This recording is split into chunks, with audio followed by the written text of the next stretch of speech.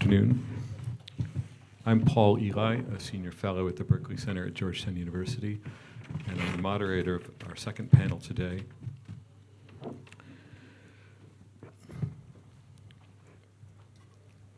Conversion as a personal and a political phenomenon.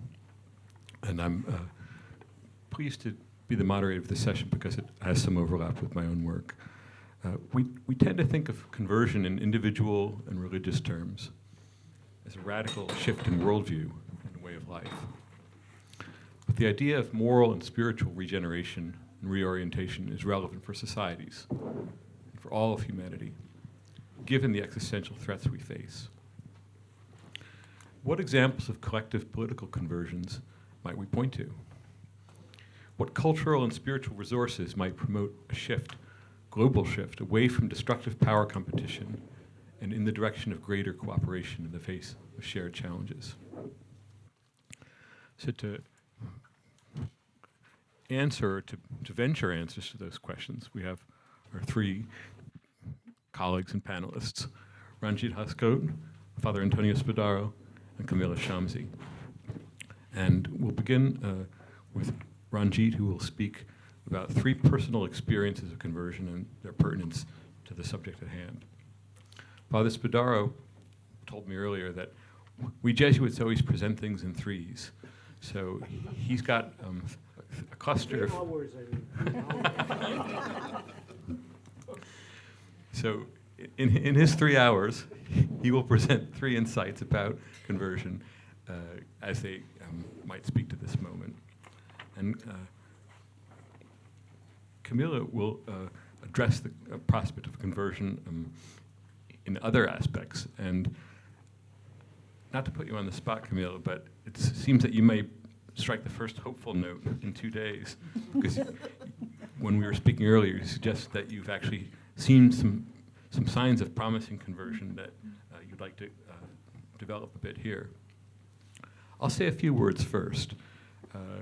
I was just reflecting on the word conversion, partly in light of my own work, which has to do with religion and the arts, and this conference. I mean, the word conversion in international life often describes currency conversions, which happen instantaneously.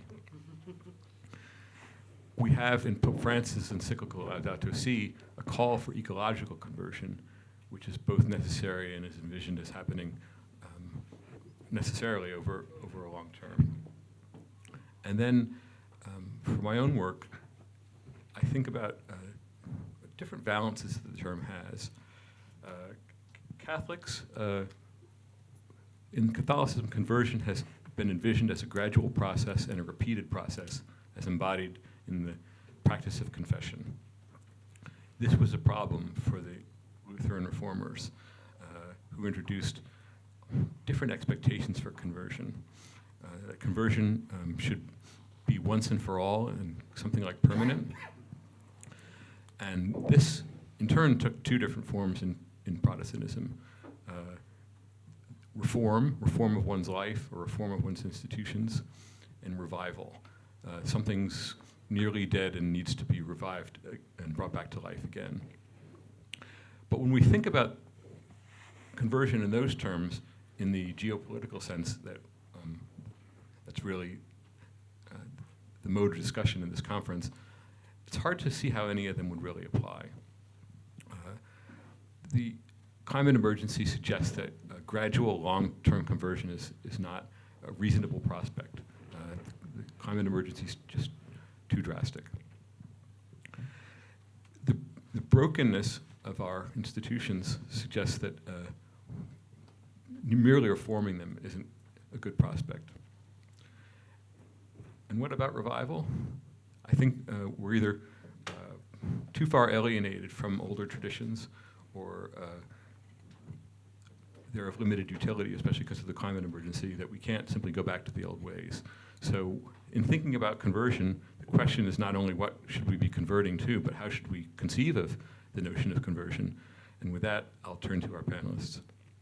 Ranjit?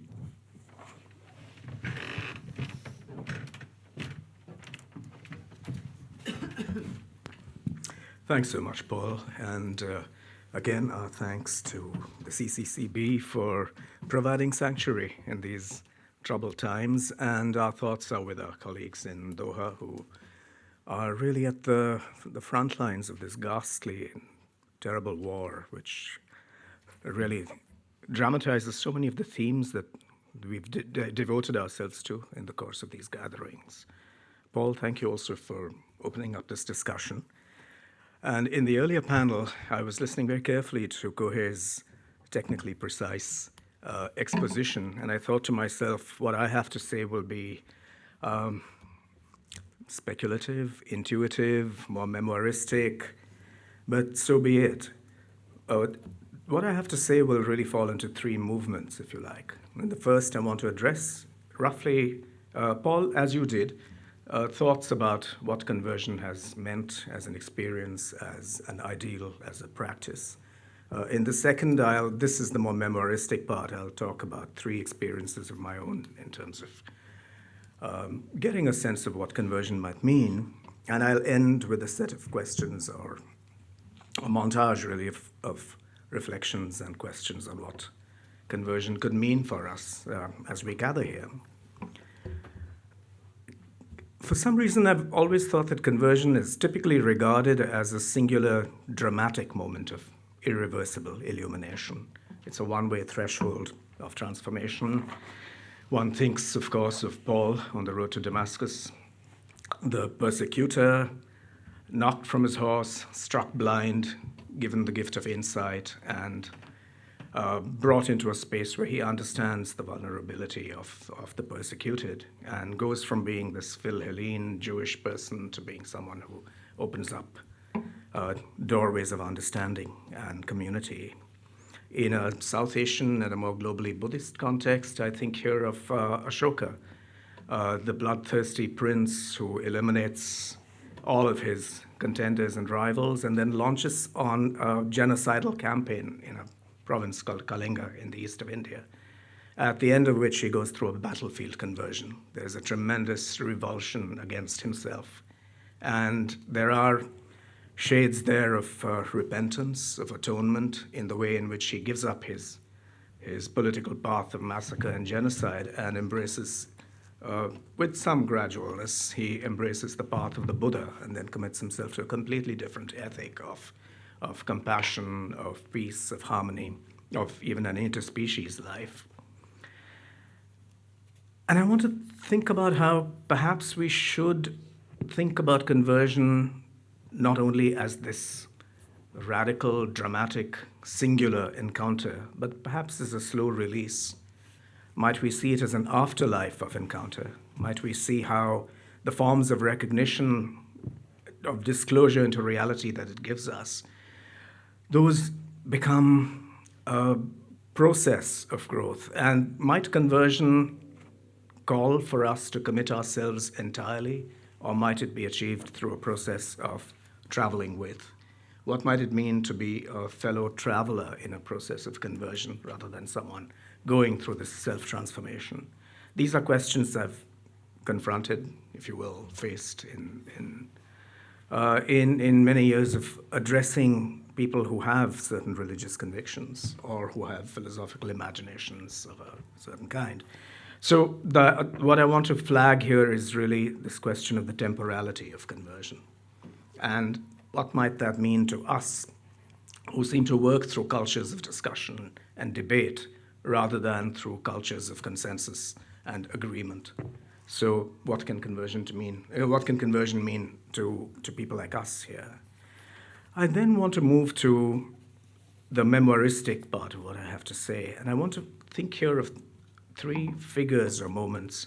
The first of these is a thinker called J. Krishnamurti, who was brought up within the culture of theosophy, brought up to be the world teacher, and then turned away from all of that, gave up the power and privilege and influence of being a world teacher and sought his own path. I'll dwell on him for a moment. I also want to dwell on the way in which some of us in my generation, particularly in Bombay, but also in Delhi and Calcutta, were influenced by Jesuits and non-Jesuits who had been shaped through the inculturation that came out of the Vatican II process and who were proponents of liberation theology. So I want to look a little bit at that.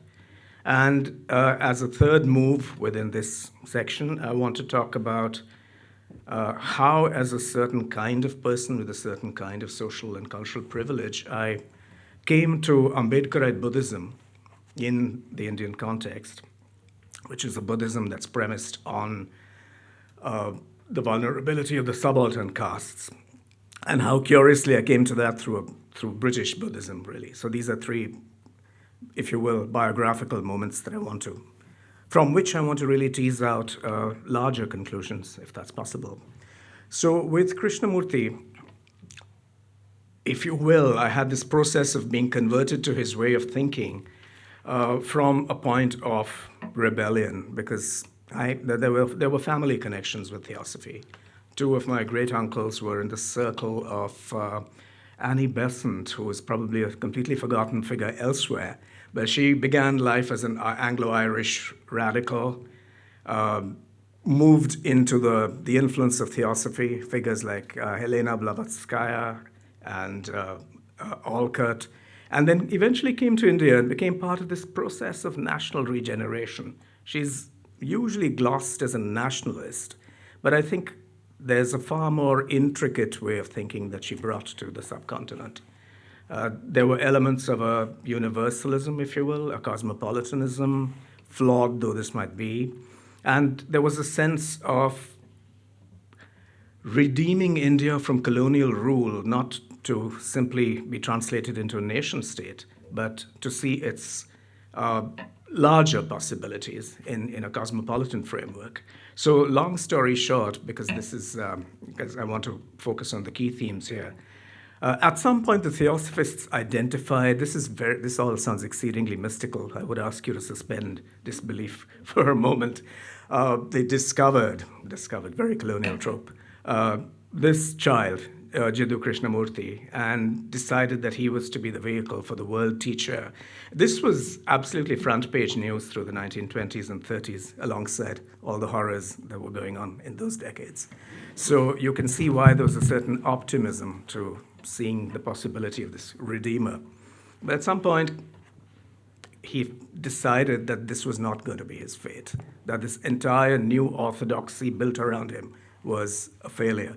And so he renounced this, which is a fairly unique thing for someone like that to do.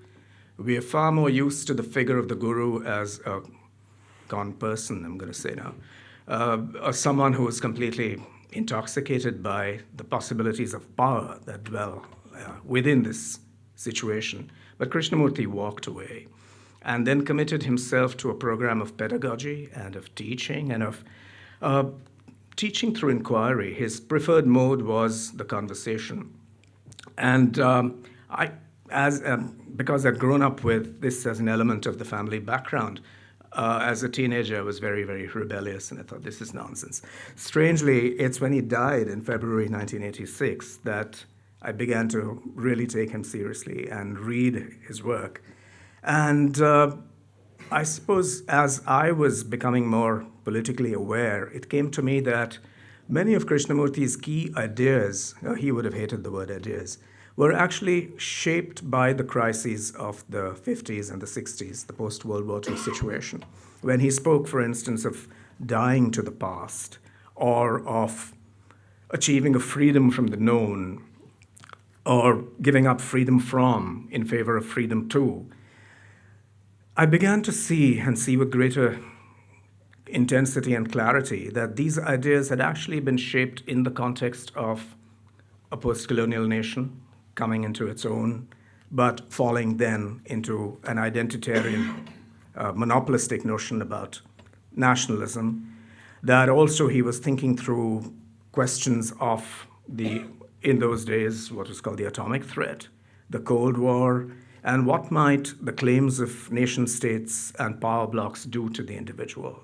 So there's a tremendous wager on the individual and how the individual might give up these kinds of this baggage of identity to shape some kind of new and redeeming future. So I offer this here only in terms of thinking about an experience of retrieving something that was already given and understanding it in a new light. And if you will, resituating it in ways that had perhaps not been previously available to people who thought about Krishnamurti. So that's one set of things. The second moment or encounter that I have here to share with you is about the way in which, as a student at Elphinstone College in Bombay in the late 1980s and 1990s, I came into contact with a set of Jesuits and some lapsed Jesuits, essentially at St. Xavier's College, which was another major engine of thought, and a library called the Center for Education and Documentation. And it was through conversations with some of these figures, Rudolf Heredia, the Jesuit and sociologist, comes to mind immediately, that I realized that much that we held dear as students had really the work of Paulo Freire, for instance, the work of Ivan Illich, of Raimundo Panikkar. So much of that had come about because those doors of illumination had been opened through a process that eventually goes back to 1962. It was, and I say that because sometimes and too often we tend to think of these events as happening in completely different spaces. What might the Second Vatican Council of the early 1960s have to do with a college and a library in 1980s Bombay? This is in terms of how the Vatican II reform, Paul, may I call it that? The process of transformation that was launched there had very strong consequences.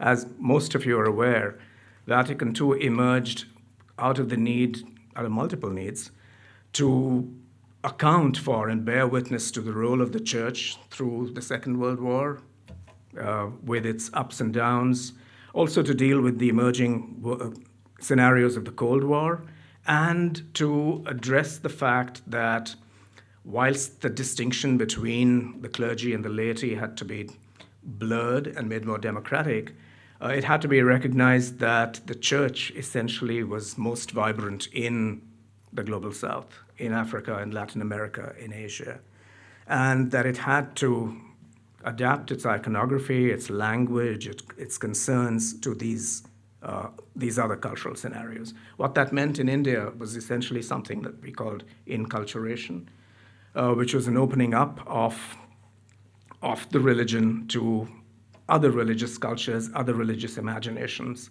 And through all of that came this incredible encounter between Marxism and Catholicism. The way in which the figure of Christ, the Redeemer, was somehow, if you will, displaced or reinvented as Christ, the Liberator. And that sailed right into the middle of the kinds of unrest and uprisings that India was going through in the 1960s and 70s.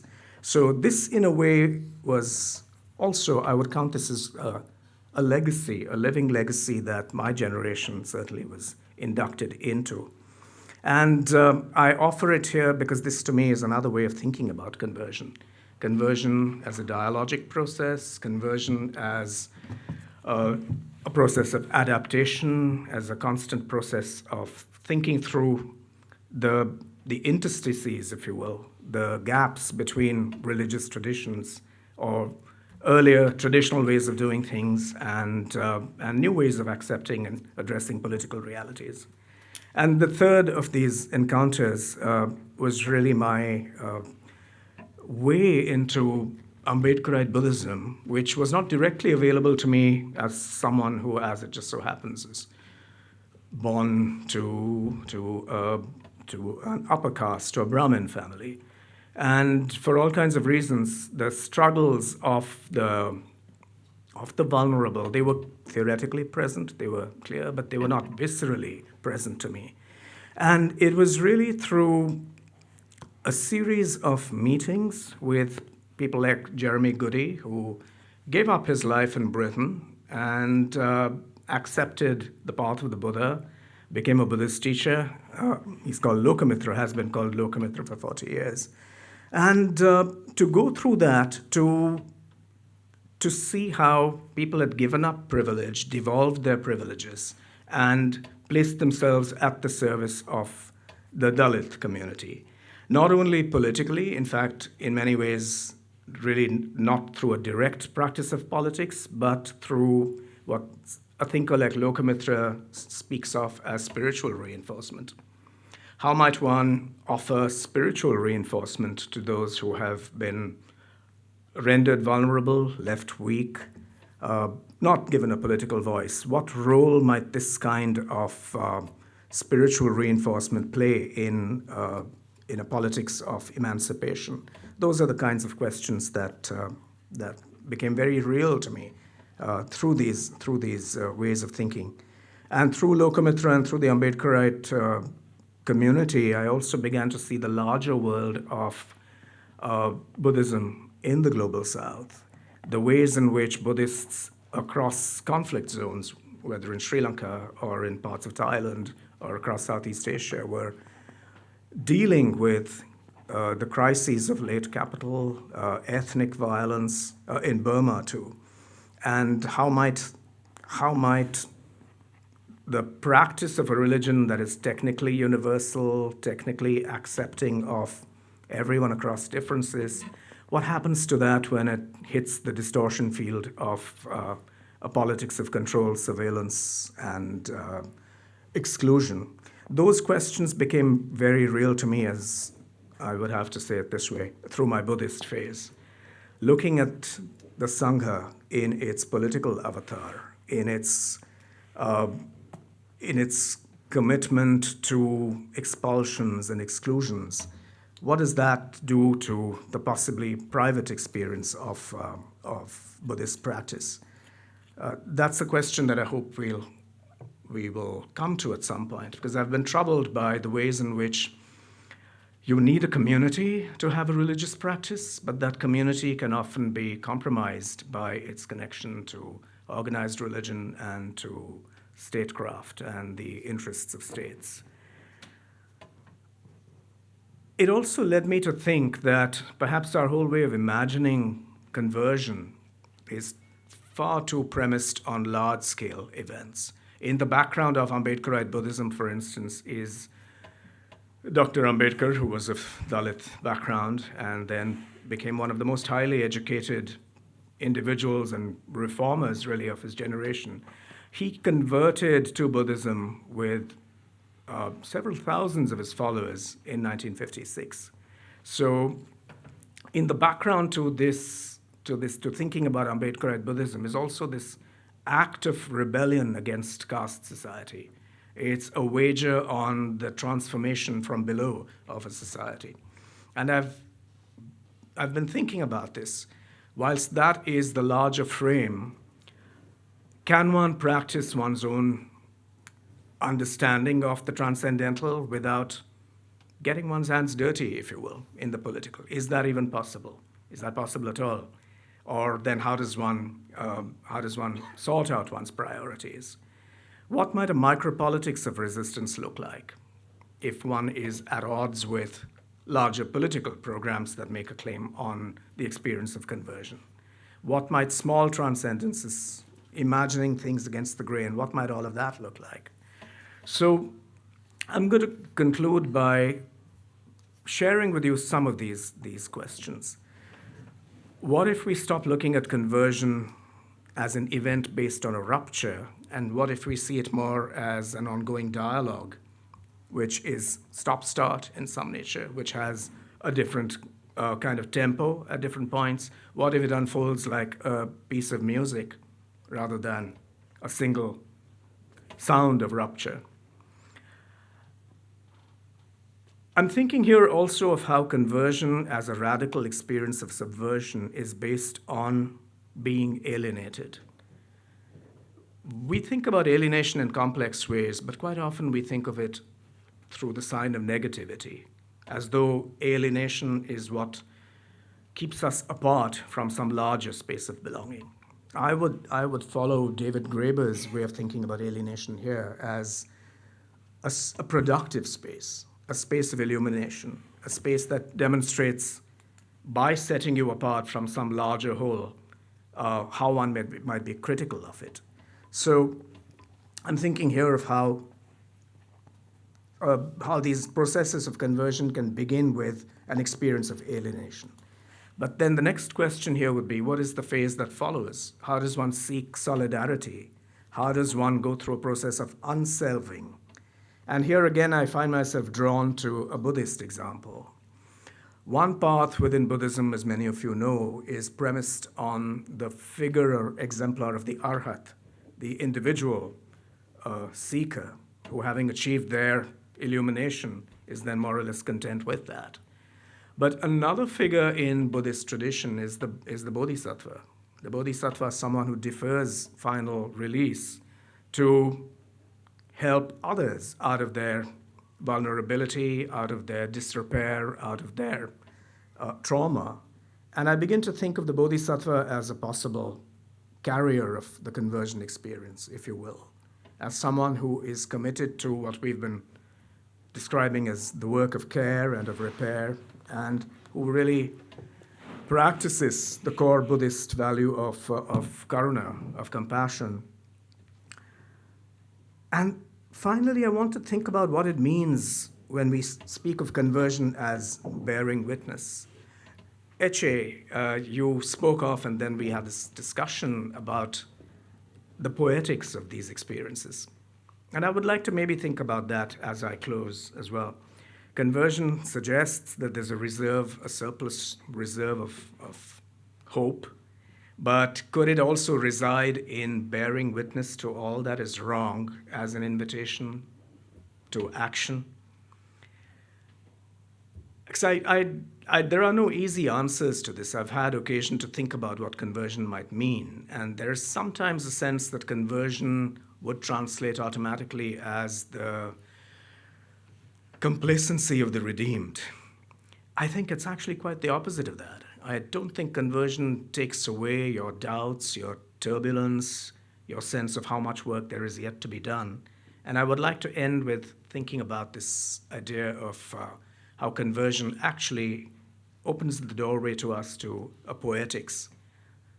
And the utterances that emerge from that experience of conversion may not immediately translate into action, but I think that they leave us with the question of how hope might be achieved, if at all, and how it's really it's not about an acceptance into a singular closed community. I would argue against that. I would like us to see how, in a more worldly sense, conversion actually is not about this kind of complacent arrival. It's more of a point of departure. And I'll close there with those thoughts, and we could go into a discussion.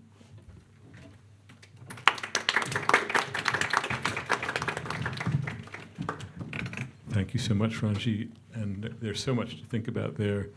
If I hear you right, the Bodhisattva sets aside conversion as an event instead pursues conversion as a process or an ongoingness in a way that echoes what you suggest happened to Krishnamurti. And you at one point wondered if it was correct to say that Vatican II was a reform. There's various terms that are used: reform, ressourcement, aggiornamento, bringing up to date. But I confess I hadn't really thought of Vatican II as a conversion until you said so, and that's a very powerful way of thinking about that event in the history of Catholicism. And if you know anything about the unlikelihood of Vatican II happening, it gives hope about the possibility of other large-scale conversions that seem unexpected until they take place. One effect of Vatican II is that, before Vatican II, I, as a Catholic layperson, would have had to defer to the clergyman and his expertise. Now I can just turn to him as a colleague and a friend. So I turn to you now, Father Spadaro.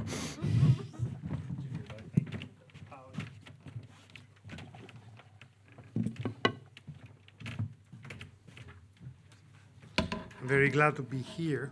Probably, do I need it? No. Thank you. So, since I'm a priest, uh, I found weird to be called to talk about conversion because it's obvious.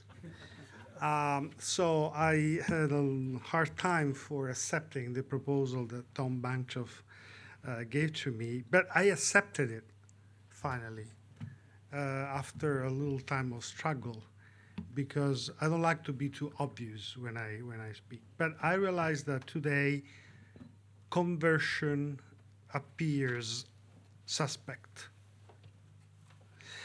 because we live in a context that rewards identity, consistency, and rigidity.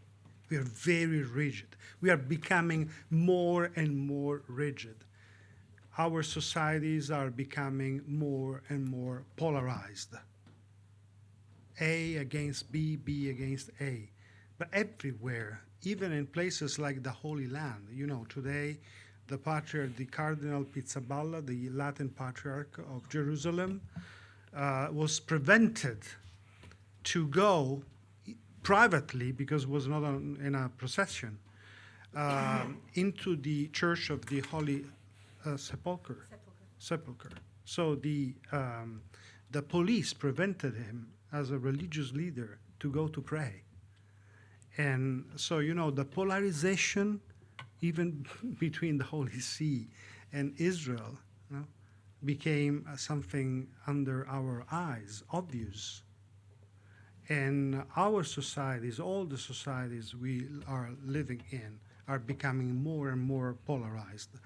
So we live in this kind of context. So in this context, changing one's mind is seen as weakness. If you change your mind, you're weakened. You're weak. You are felt as weak person.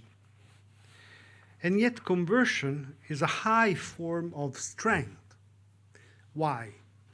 It's the capacity to learn from reality. This is the definition I gave to it. The capacity to learn from reality, to allow oneself to be challenged, to change course when the path taken leads to failure. Because reality is bigger than fantasy. We usually think the opposite. Fantasy is much bigger than reality. It's not true at all, because without reality, we can have any kind of, no kind of fantasy. So reality is kind of a seed. So without seeds, you can have a tree. You cannot have a tree. So we need reality to be open to fantasy, to reimagine the world. So conversion introduces the possibility that things can be different from what they seem destined to be. This is why conversion is not an exceptional event, but a permanent disposition, being able to stay tuned with the reality, being able to change according to the reality. And it's a permanent disposition, personal and political at once.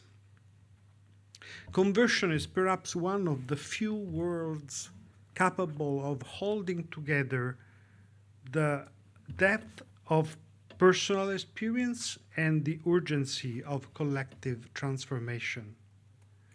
If we take our time seriously, we can no longer think of conversion as an exclusively interior matter.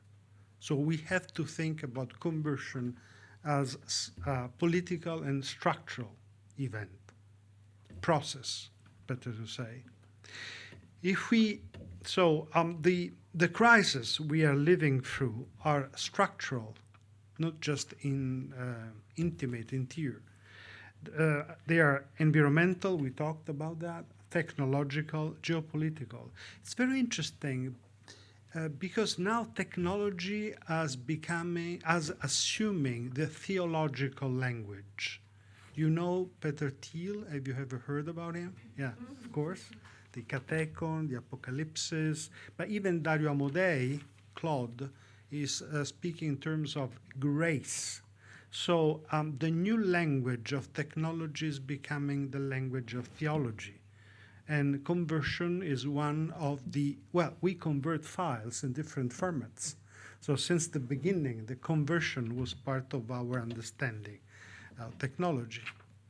And there is no way for understanding technology or even artificial intelligence without using a theological language. So the element I was talking about, the element of the structural crisis we are living in.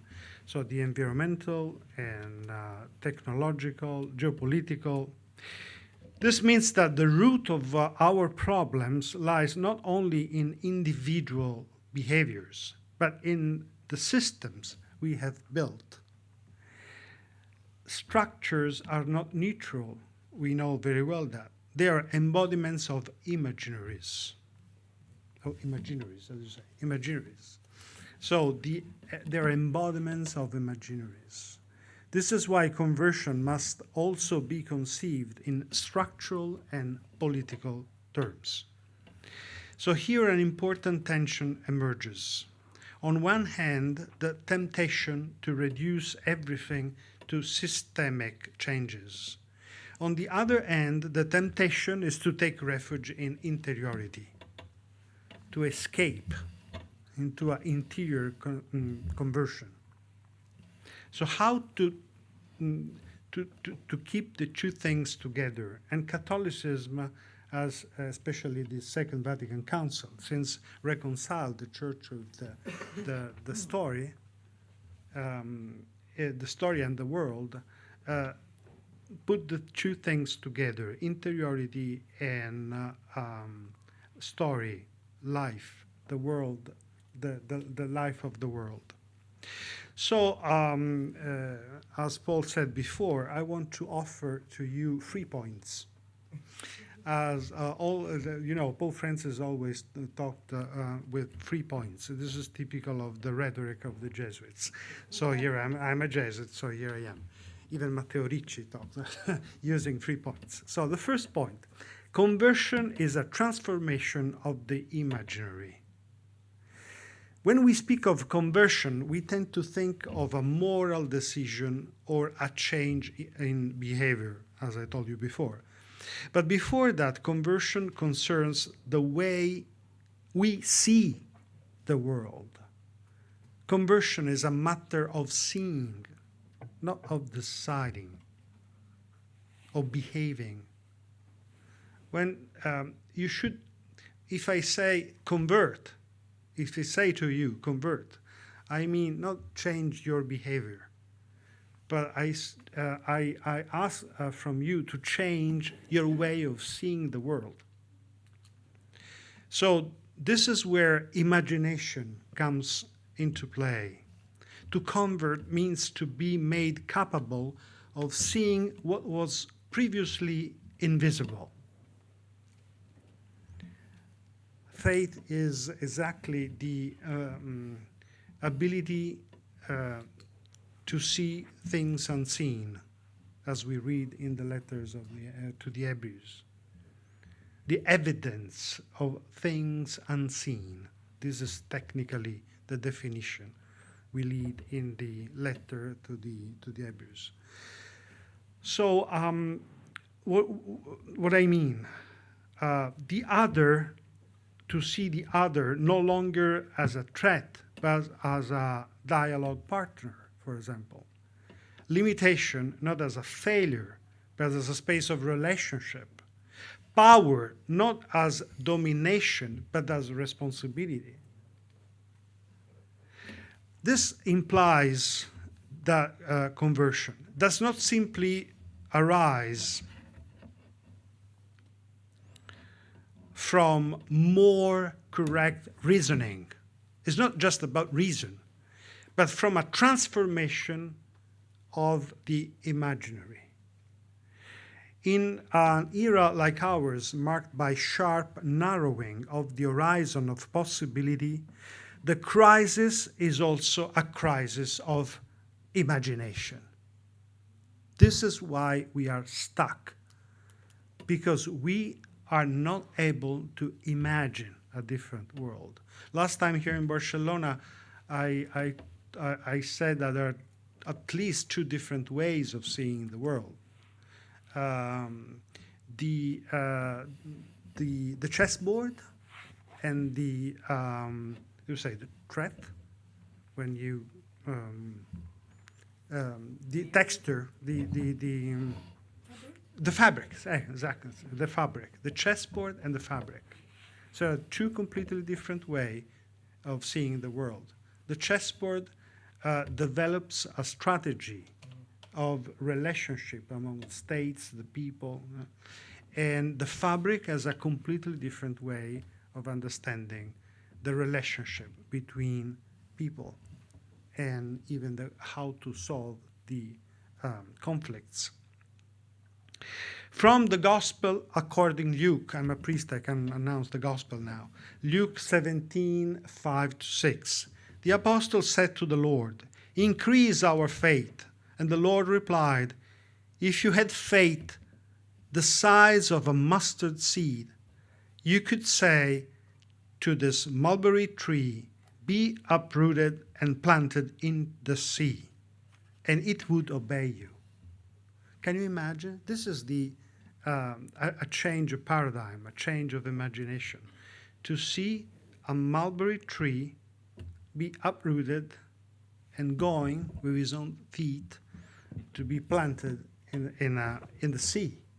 This is a powerful expression of the imagination. Conversion reopens the possible. It doesn't not add content. It changes the scene. We live, it must be said plainly, in an age of imaginative crisis, not a crisis of ideas, but of imagination. And the distinction matters. Ideas are evaluated for their logical coherence. Imagination concerns the range of what appears possible to us. And that range has narrowed, as we probably see every single day. We are not able to see the world differently. We struggle to conceive alternatives to the logic of conflicts, for example. So dominant narratives about geopolitics, economics, technology present themselves as necessities rather than choices. There is no alternative. How do you call it? Tina. There is no alternative. Is no longer an explicit political slogan. It has become an atmosphere, a common sense that permeates even those who never articulated it. In this context, conversion has a specific and urgent function. It reopens the possible. There is a verse of my beloved Emily Dickinson. She wrote, "I dwell in possibility. I dwell in possibility."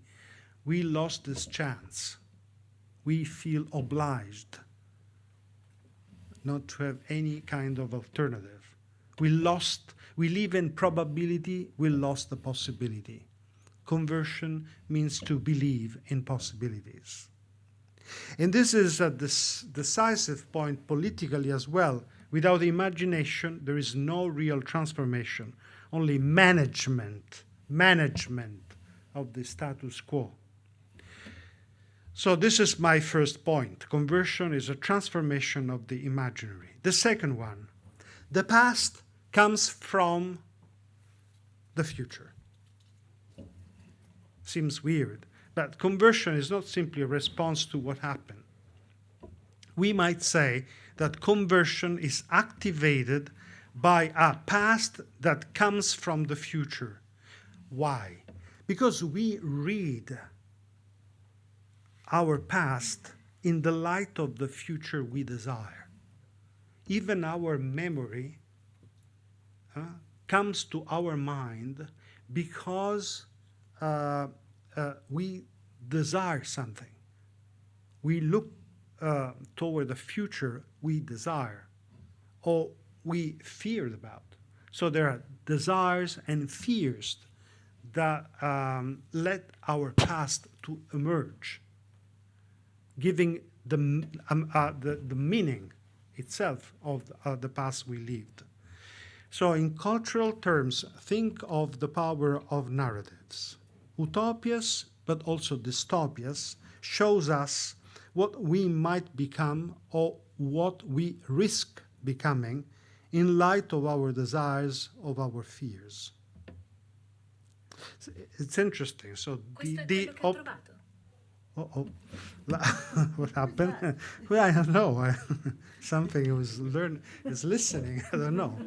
But anyway, it's technological imagination. So I heard maybe it's God who's talking to us. Who knows? Maybe Mr. Thiel, exactly. So it's who knows? It's possible. Is listening to us. So, but this is interesting. So we think that the past as a monolith that happened in the past and just that. It's not true at all. The past has a meaning because it becomes living matter, considering our desires and our fears. So conversion means reinterpret the past we lived. So something that we think was bad might be interestingly good for us if we look for a future that changes our way of understanding reality. And all the big converts like Ignatius Loyola, for example, all of them reinterpret their past episodes of their life at the light of the encounter with Jesus, for example. So the past is not fixed. It's something extremely dynamic. And the last point, conversion as an aesthetic phenomenon. Conversion does not primarily occur through arguments. Perception comes before judgment. If something does not enter our perceptual field, it cannot become an object of choice or change.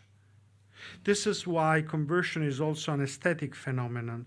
It concerns the way the world appears to us.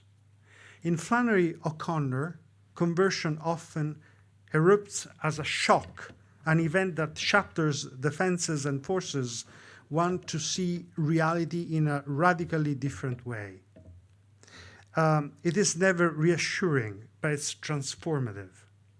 Flannery understood that perception is conservative by nature, so it does not change unless it is forced to.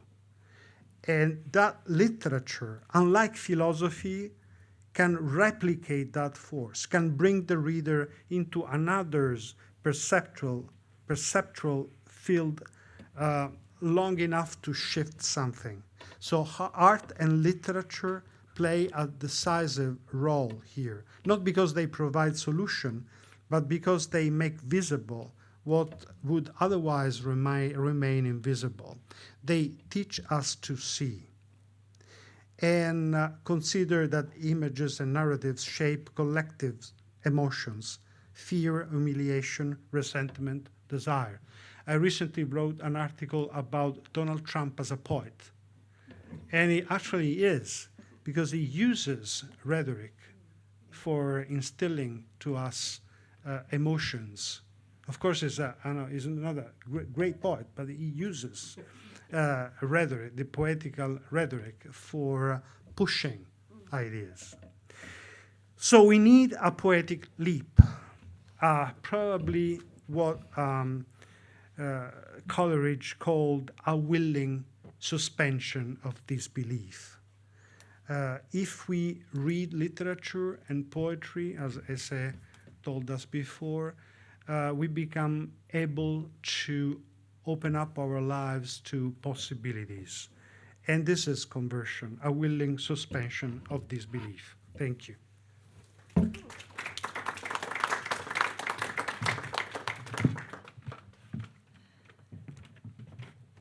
Spadaro. Kamala?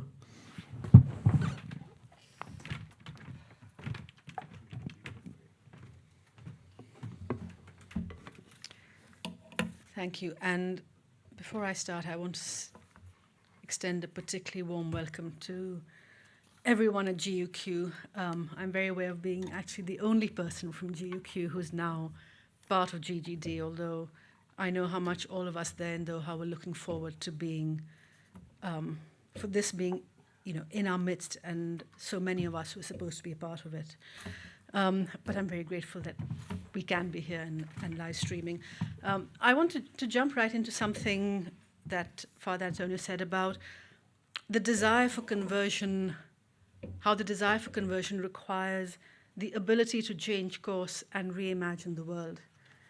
Another way of saying this is the desire for conversion arises from crisis, which is a way of looking at crisis as a possibly productive area, where you see that the world as it has been requires conversion. It requires that moment of change. And if you allow me to bring this into the personal for a little while, I grew up in Pakistan in the 1980s. We had a particularly vile dictatorship, which was strongly supported by America. We knew this in Pakistan. I knew this. That was the 80s for me, was this particularly vile dictatorship supported by America. The 90s for me was being at university in America. The 90s was that particular decade between the end of the Cold War and the War on Terror, where America was, let's say, at its most winning. And if you were there, it was extraordinary. You wanted it. You wanted for your nation what this nation had. You very much bought into the triumph of it. And all kinds of things, the democracy, freedom of expression, civil liberties, all kinds of things. There were problems there, but it still looked like that shining place that every other country should aspire to in many ways. Nazreen was talking last night about how these days we are seeing more than we've ever seen, more than we are capable of, more than the human mind has wanted to see. It's made me think of the things we didn't see back then, and it's made me wonder how we might have been different if we had seen them. In the 1990s, when we were all swanning around America, somewhere the abstract brain knew this is a country that has supported dictatorships. But the lived experience of the moment, what was around us, was so compelling. And I wonder what would have happened if we had in our hands little devices that showed us every day Afghanistan. Because, of course, Afghanistan is where America really most deeply in the 80s fought and won its Cold War. And in the 1990s, Afghanistan was a place of civil war, of violence, of horror, and of America not doing very much about it. And I think we might have been thinking differently and feeling differently if we had this awareness, this different way of seeing of what is, at what cost did this victory come, who is paying the price and continuing to pay the price of it. These were questions we didn't ask. Ranjit, you mentioned how, sort of abstractly you were aware of certain things, but the suffering of others was not present to you. I think too many people in the world, and particularly I would say the Western world, have lived their lives with all kinds of privileges without the suffering of others being present. I think one of the things that has changed, and the genocide in particular, has been a radical and important moment in this, is we are seeing, more and more people are seeing the rest of the world. They are seeing the costs. They are seeing what these empires are built on, what they agree to, what they back, what they support. If conversion is, as Father Antonio said, a matter of seeing, the fact that so many people are seeing other bits of the world and responding, I'm not sure this is a terrible thing. We don't know how to deal with it yet. It's true, Nazreen. I mean, we are being bombarded with so much, And it's more than the human brain has ever had to take in this particular way. But the fact that it's happening seems to me useful in many ways and productive. Palestine solidarity is, again, Ranjit used the language, it's a solidarity arising from alienation. There is an alienation that people are feeling from their governments in countries where they are not accustomed to feeling that degree of alienation from their governments. And of course, I'm aware of Spain as a wonderful exception within Europe, along with Ireland, to that. But it is bringing about different ways of seeing the world. I think I would strongly disagree with the idea that we are more rigid than ever. Because if you have been within Palestine solidarity, and Hadaf is sitting here, who, for me is the person who really brought me into that with PALFest. To be in the world of Palestine solidarity in somewhere like the UK or the US was to be in a relatively small space. It is a huge space now. It is a space full of people from all kinds of backgrounds and demographics. Last week in Denmark, I was talking to a woman who works in sort of archaeological conservation in Norway. And she was talking about how politicized the groups have become, the discussion threads of, where once we're talking about how to conserve 2,000-year-old wood, now the conversations are, what should we be saying and doing about Gaza? This is not increased rigidity. This is increased coming together of people from all kinds of places who are seeing differently, who are seeing how one nation that they've been living in, one part of the world, one ideology, the effects it is having on other ideologies and people, and it's about giving a damn. I think, the interesting about conversion is so often people convert, they're having new crises, but they're converting so often into very old systems of thought. They're not necessarily looking for something new. They're discovering what is useful and what is old. One of the things that has been really useful to discover, of course, is to go back to that word solidarity and what it means. There's a lot of conversation about winning and losing. We are losing. We have to live with losing.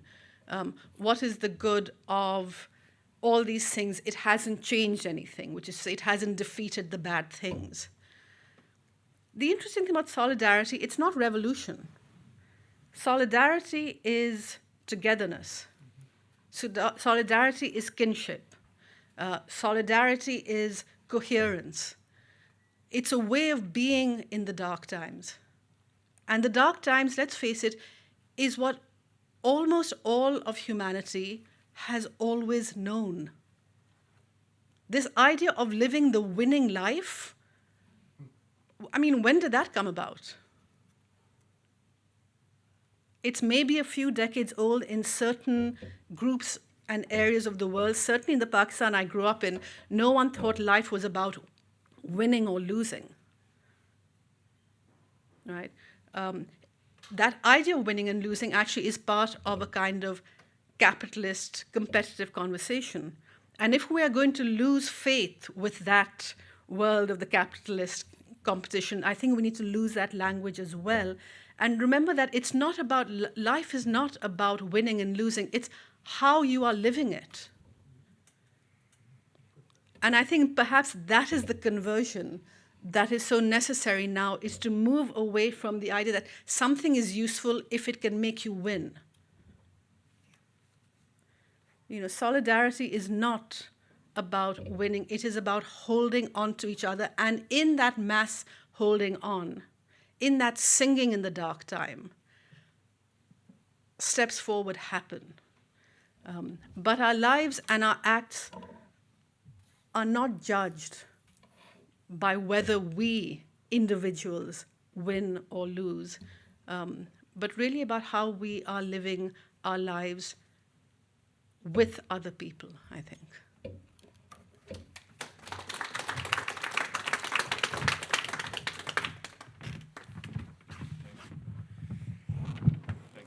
Thank you, Kamala. Thank you, Kamala. We have time for a couple of quick questions. Eche?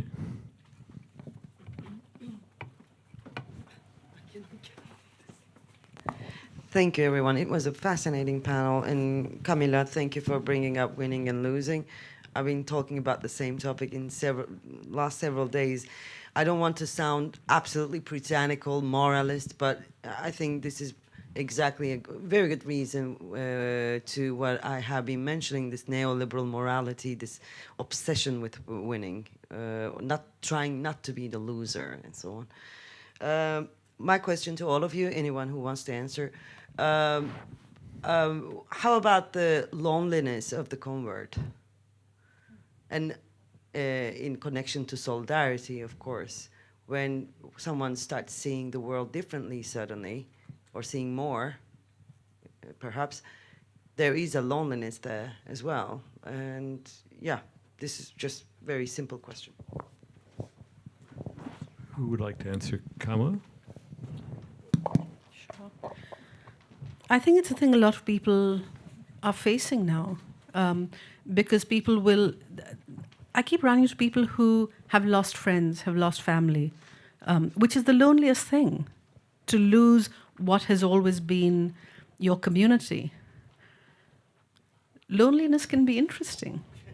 You know, I mean, it's painful, but again, I think one thing all of us in some way are talking about is just because a thing is painful doesn't mean it isn't productive. Pain is part of all kinds of interesting stuff that happens. You know, and I'm sure my fellow panelists here could talk about any number of people who have had extraordinary pain as a result of which, as a consequence of which, they have been moved to places and to ideas that, let's just say, have made the world better, have made lives better, and perhaps have made them better in some ways. So I don't want to act as though it's meaningless. Loneliness isn't meaningless. Pain is not meaningless. But maybe we fear these things more than we should. Question from Gavin. Thank you. That was very interesting. My question for Father Antonio and the others is, what role does heresy play in thinking about about conversion and expanding our kind of imaginative capacities? Heresy seems to me to be that point between existing belief and conversion to new faith. Before you're a convert, in many respects, you're a heretic, and hereticism can often be the kind of foundation of solidarity. I'm thinking again of Leszek Kolakowski, who converted from Marxism to Catholicism, and he, heresy, where he sort of argued that heresy was a prerequisite for a healthy society. Without the kind of what he called the jester's subversiveness, our kind of imaginative capacities kind of dwindle. So do we need a kind of language and politics of heresy before we think about conversion?